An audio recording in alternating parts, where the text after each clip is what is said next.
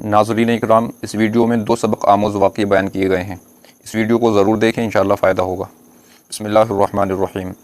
ایک بار ایک بادشاہ جوانوں کے لنگر خانے گیا۔ صفائی ستھرائی چیک کرنے کے بعد بادشاہ نے پوچھا کہ جوانوں کے لیے کیا پکایا گیا ہے۔ جواب ملا بیگن۔ بادشاہ سخت ناراض ہوا کہ جوانوں کے لیے اتنا گھٹیا کھانا کیوں پکایا گیا ہے۔ اس کے مشیر نے بیگن کی برائی میں زمین آسمان ایک کر دیے۔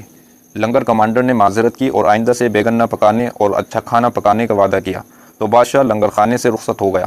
کچھ وقت گزرنے کے بعد بادشاہ کو دوبارہ جوانوں کے لنگر خانے جانے کا اتفاق ہوا۔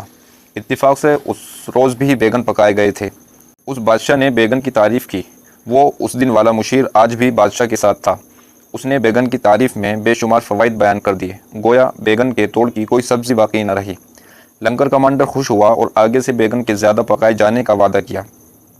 بادشاہ اس مشیر کی طرف مڑا اور کہا کہ اس روز میں نے بیگن کی برائی کی، تم نے اس کی برائی میں کوئی کسر نہ چھوڑی، اور آج میں نے بیگن کی تعریف کی تو تم نے تعریف میں کوئی کسر نہ چھوڑی۔ اس مشیر نے جواب دیا، حضور میں آپ کا غلام ہوں، بیگن کا نہیں۔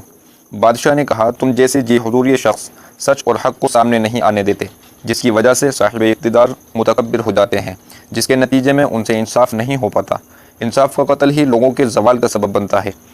پہلے تو وہ جی حضور یہ چپ رہا، پھر کہنے لگا، حضور جان کی امانت پاؤں تو ایک بات عرض کروں۔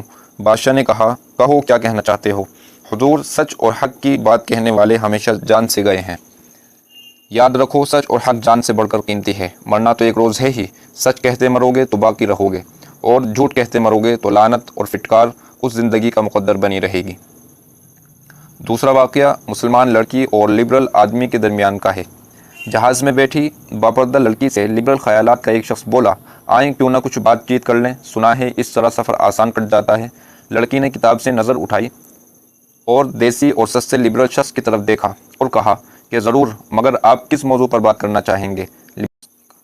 لبرل شخص نے کہا کہ ہم بات کر سکتے ہیں کہ اسلام عورت کو پردے میں کیوں قید کرتا ہے، یا اسلام عورت کو مرد کے برابر وراثت کا حقدار کیوں نہیں مانتا۔ لڑکی نے دلچسپی سے کہا، کیوں نہیں، ضرور، لیکن آپ پہلے میرا ایک سوال کا جواب دیجیے۔ دیسی لبرل نے پوچھا، کیا سوال ہے؟ لڑکی نے کہا، گائے، گھوڑا اور بکری ایک سا چارہ کھاتے ہیں، لیکن گائے گوبر کرتی ہے، گھوڑا لید کرتا ہے اور بکری مینگنی کرتی ہے، اس کی وجہ کیا ہے؟